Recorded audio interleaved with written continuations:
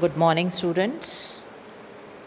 आज के video lectures का टॉपिक हमारा सोशल थिंकर्स है।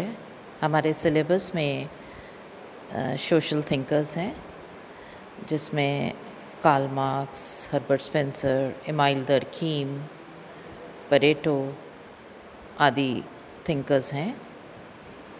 सबसे पहले इस फर्स्ट लेक्चर में आज हम कार्ल मार्क्स से शुरुआत करेंगे अपने लेक्चर्स की।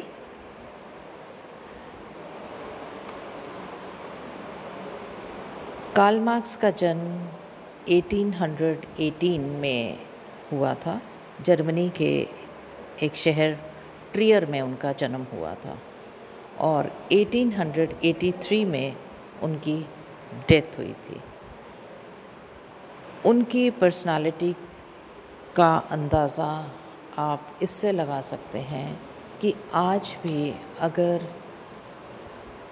आप अपने इर्द गिर्द किसी भी पॉलिटिकल डिस्कशन पे कंसंट्रेट करें, किसी भी इकोनॉमिक्स से रिलेटेड डिस्कशन पे, डिबेट पे कंसंट्रेट करें या सोशियोलॉजी की किसी डिबेट डिस्कशन पे अगर आप कंसंट्रेट करें तो आपको कार्ल मार्क्स का नाम आज भी बड़ी प्रमुखता से सुनाई पड़ेगा। तो कौन थे ये? क्या उनकी पर्सनालिटी थी? क्या उनकी कंट्रीब्यूशन थी? इसको आज हम अपने शुरुआती लेक्चर में मैं एक इंट्रोडक्शन आपको उनके बारे में दूंगी, उनकी शख्सियत के बारे में कि कैसे वह व्यक्ति थे, कैसी उनकी पर्सनालिटी थी जिनकी कंट्रीब्यूशन उनके डेथ के 100 साल से अधिक होने के बाद भी आज उनको हम इतनी इम्पोर्टेंस बल्कि मुझे लगता है कि शायद उनको अपने लाइफ टाइम में उतनी मिली है या नहीं है, उससे भी ज़्यादा मुझे लगता है कि आज के टाइम में हम उनको किसी भी इम्पोर्टेंट फील्ड में हम उनका नाम लेते हैं और उनकी जो कंट्रीब्यूशन, उनकी जो थ्योरीज़, उनके जो आइडियाज़, उनकी जो कंसेप्ट्स हैं, उनसे आज भी हम उनका इस्तेमाल करते हैं, उनको रेफ़र करते हैं। इतनी प्रोफाउंड, ओरिजिनल उनकी कंट्रीब्यूशन रही है, उसकी रेलेवेंस आज भी है। अपने आप में ही यह एक खूबसूरत और इम्पोर्टेंट इंडिकेशन है उस महान पर्सनालिटी की। उनका जन्म एक ज्यूइश परिवार में हुआ जिसमें उनके माता पिता दोनों की तरफ से ही जो उनके परिवारजन थे वह ज्यूज़ थे और ज्यूज़ में भी वे रैबी का कार्य करते थे। रैबी वो व्यक्ति होता है जिसको हम प्रीस्टली क्लास जो ज्यूइश कम्युनिटी में, रिलीजन में जो प्रीस्टली क्लास है उसको वह बिलोंग करते थे।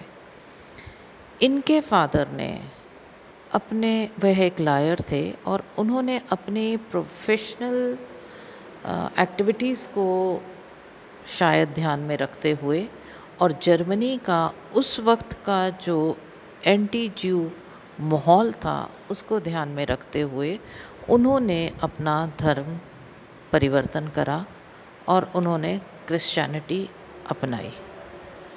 और उन्होंने ना सिर्फ उन्होंने बल्कि उनके बच्चों ने, उनकी वाइफ ने, यानी कि सारे परिवार ने जो एक ज्यू टू क्रिश्चियनिटी जो चेंज है वे इनके लाइफ स्पैन में हुआ। उसी दौरान यह तो उनका पारिवारिक माहौल था जिसमें एक ये चेंज रही। इसके साथ साथ ही जर्मनी में भी उस वक़्त जो एंटी ज्यू माहौल था दैट वाज वेरी ग्रेव और जो प्रेजुडिसेस और डिस्क्रिमिनेशन जो ज्यूज़ के अगेंस्ट थी वे बहुत ही ऑब्वियस थी। It was very open. वो कोई ऐसा छुपी छुपाई नहीं थी, इट वॉज़ वेरी ओपन। और कार्ल मार्क्स के जो ग्रोइंग अप ईयर्स थे वह इन सभी बातों से प्रभावित हुए।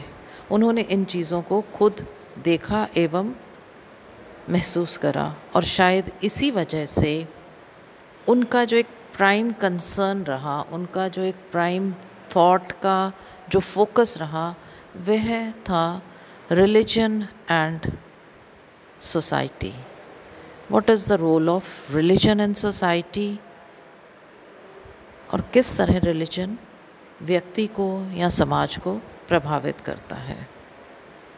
और शायद इसी से जुड़ी हुई उनकी यह डिज़ायर, यह अर्ज थी दैट जो उस वक़्त का माहौल था रिलीजियस आइडेंटिटी को लेके, जिसमें कि उन्होंने कहा, उनकी एक डिज़ायर या उनकी जो राइटिंग्स में हमें पता चलता है कि he wanted change, he was for social change.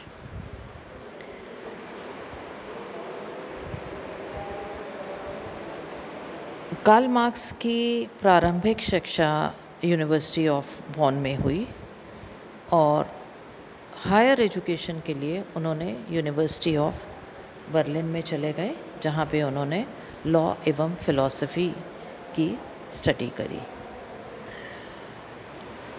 Karl Marx की लाइफ लॉन्ग एसोसिएशन रही फ्रेडरिक एंजल से। और एक और इम्पॉर्टेंट और महत्वपूर्ण नाम जिनसे कि वे प्रभावित भी हुए, जिनसे वह इन्फ्लुएंस्ड भी रहे, जिनके कार्य से वो जुड़े भी रहे, और जिनके फिर वह जो इन्होंने थियोराइज़ करा वो उनके विपरीत भी करा, उनका नाम है हीगल। हीगल एक इम्पॉर्टेंट इन्फ्लुएंस रहे कार्ल मार्क्स पे। कार्ल मार्क्स ने एक ग्रुप ज्वाइन कर रखा था जिसका नाम था यंग हीगलियंस। यंग हीगलियंस वह लोगों का ग्रुप था जो कि उस वक़्त की जो करंट जो पॉलिटिकल सिनेरियो था उसके अगेंस्ट वह अपने विचार रखते थे। इन्होंने उस ग्रुप को ज्वाइन करा। थोड़ा सा हीगल के बारे में यहाँ पे मैं ब्रीफली बताती हूँ आपको कि हीगल के विचार क्या थे और किस तरह फिर फर्दर सब्सिक्वेंट लेक्चर्स में आप समझ जाएंगे कि जो कार्ल मार्क्स के विचार हैं वो कहाँ से आए और किस तरह वे हीगल के विपरीत थे। हीगल का ये मानना था कि जो रियलिटी है, जो मैटर है, जो फिज़िकल मैटर है, उसकी उपज माइंड से है। आप इसको थोड़ा समझने की कोशिश करें। इट्स अ ब्यूटीफुल थॉट, बहुत सिंपल सा थॉट है। वह उनका हीगल का मानना है ideas are superior, mind is superior. He says idea, विचार मस्तिष्क में जन्म लेता है, विचार पहले जन्म लेता है और फिर परिस्थितियाँ बनती हैं, उपजती हैं, पैदा की जाती हैं। दिस वॉज हीगल्स आइडिया कि अगर आपको आपके विचार जैसे हैं वैसी परिस्थितियाँ होंगी। अब in a very brief way Karl Marx क्या कहते हैं। कार्ल मार्क्स हीगल के फॉलोअर थे और उन्होंने हीगल के विचारों को अपसाइड डाउन खड़ा कर दिया। उनका ये मानना था कि physical conditions are superior and physical conditions they give